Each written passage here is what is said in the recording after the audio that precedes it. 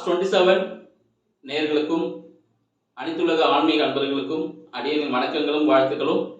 மேலும் இன்றைய தினம் திருமண நாள் பிறந்த நாள் கொண்டாடி கொண்டிருக்கும் அனைத்து அன்பர்களுக்கும் சுப நிகழ்ச்சிகளை நிகழ்த்தி கொண்டிருக்கும் அன்பர்களுக்கும் இறையர்களும் குருவர்களும் துணை நிற்கட்டும்.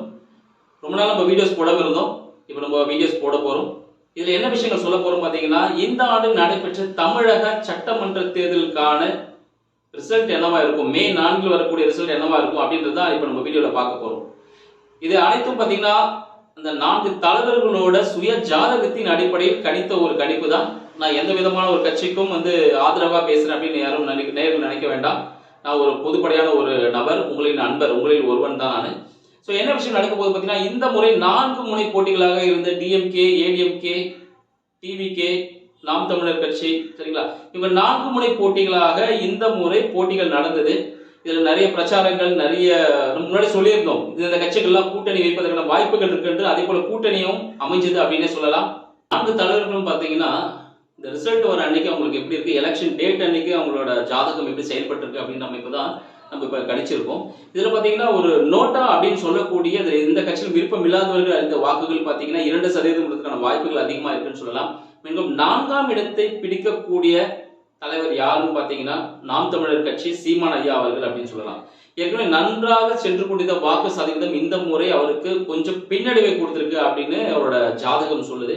மேலும் பார்த்தீங்கன்னா ஏன் அவரோட வாக்கு சதவீதம் இந்த முறை 5லிருந்து 7% இருப்பதற்கான வாய்ப்புகள் உண்டு. அதை தாண்டி போவதற்கான வாய்ப்புகள் இல்லை அப்படின்னு சொல்லலாம். மேலும் 2, 3ஆம் இடத்திற்கான வாய்ப்புகள் மிகவும் ரொம்ப ஒரு டஃப்பான ஒரு ஸ்டேஜ்னே சொல்லலாம். இந்த 2ஆம் இடம் 3ஆம் இடம் பார்க்கும்போது பார்த்தீங்கன்னா ஒரு பயங்கரமான ஒரு டஃப்பான போட்டி இருக்கும் அப்படின்னே சொல்லலாம்.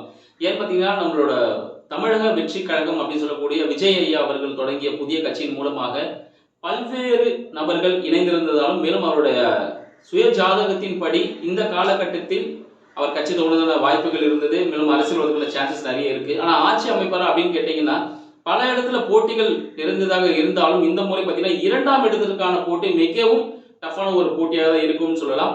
விஜய் அவர்களின் தமிழக வெற்றி கழகம் பெறக்கூடிய வாக்கு சதவீதம் பார்த்தீங்கன்னா இந்த முறை 2026 பார்த்தீங்கன்னா முதல் முறையாக போட்டியிருக்காங்க. பட் இந்த முதல் போட்டியிலேயே அவங்களோட வாக்கு சதவீதம் 16லிருந்து 19% இருப்பதற்கான வாய்ப்புகள் அதிகம். இதுக்கு முன்னாடி தேமுதிக பார்த்தீங்கன்னா 8.5% தான் அதிகபட்சமாக இருக்கு அப்படின்னு சொல்றாங்க.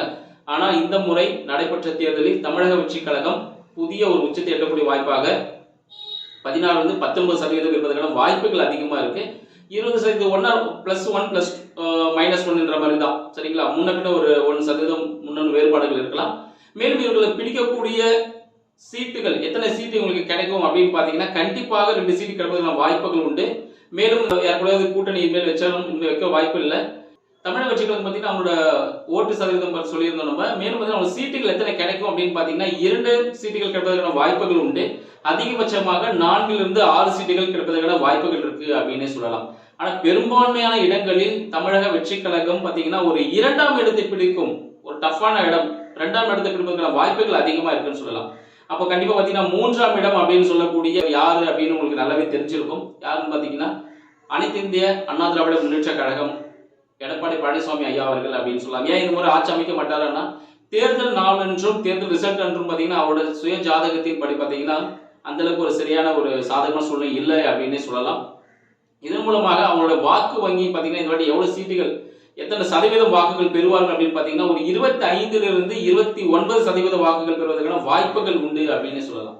சரிங்க, 25 29 அப்போ கூட்டணி கட்சிகள்லாம் இருக்கு அப்படின்னு சொல்லும்போது பார்த்தீங்கன்னா ஒரு 40%, சரிங்களா, ஒரு 40 இல்ல 38% அவர்கள் வாக்குகள் பெறுவதற்கான வாய்ப்புகள் உண்டு அப்படின்னே சொல்லலாம். ஸோ 30% கூட்டணி கட்சிகளோடு கிடைப்பதற்கான வாய்ப்புகள் உண்டு.